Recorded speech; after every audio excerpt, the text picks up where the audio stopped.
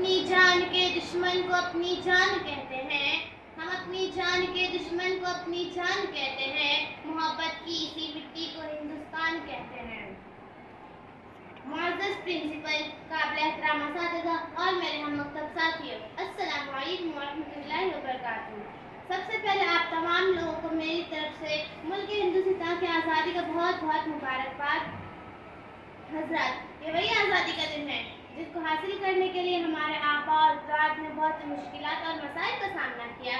ये वही आज़ादी का दिन है जिसको हासिल करने के लिए हमारे आबा और अजदाद ने बहुत सी कुर्बानियाँ पेश की। ये वही आज़ादी का दिन है जिसको हासिल करने के लिए महात्मा गांधी ने अपने भूख को दो चार किया था। ये वही आज़ादी का दिन है जिसको हासिल करने के लिए अशफाकुल्लाह खान ने फांसी के फंदे को चूमा था। जब भगत सिंह को फांसी के फंदे पर चढ़ाया जा रहा था, तब भगत सिंह के मुंह से ये अल्फाज निकले थे, अब भी जिसका खून ना खौला वो खून नहीं पानी है, अब भी जिसका खून ना खौला वो खून नहीं पानी है, जो देश के काम ना आए वो बेकार जवानी है। हिंदुस्तान की तारीफ बोल रही है। हिंदुस्तान को आज़ाद कराने में बहुत सारे लोगों ने अपना अपना अहम रोल अदा किया।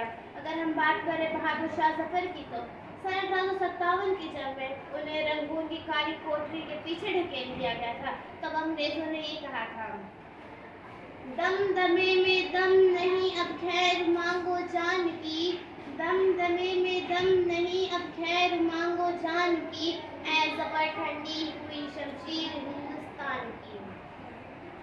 ज़फ़र ने जो जवाब दिया था वो ये था, गाजियों में पू रहेगी जब तक ईमान की, गाजियों में पू रहेगी जब तक ईमान की, तब तक लंदन तलक चलेगी तब तक हिंदुस्तान की।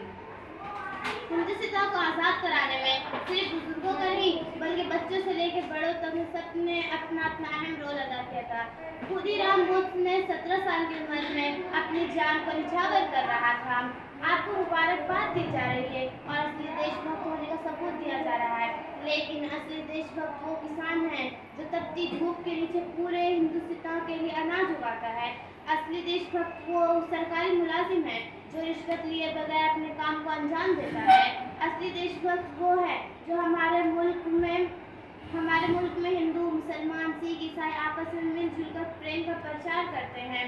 हमें बहुत खुशी होती है कि हमारे मुल्क में हिंदू भी पैदा हुआ, मुसलमान भी पैदा हुआ, सिख भी पैदा हुआ, लेकिन बदकिस्मती ये है कि इंसानियत नहीं पैदा हुई। अगर हम सब मिलजुल कर एक साथ रहेंगे तो हमारा मुल्क सज जाएगा, संवर जाएगा और इसके डंके पूरे शहर भर में गूंजेंगे। एक दूसरे का हम सभी सम्मान करेंगे, एक दूसरे का हम सभी सम्मान करेंगे, झगड़ा न कभी हिंदू मुसलमान करेंगे। नफरत जो सिखाए हमें आपस में लड़ाकर, नफरत जो सिखाए हमें आपस में लड़ाकर, हम उसके लिए जंग का ऐलान करेंगे।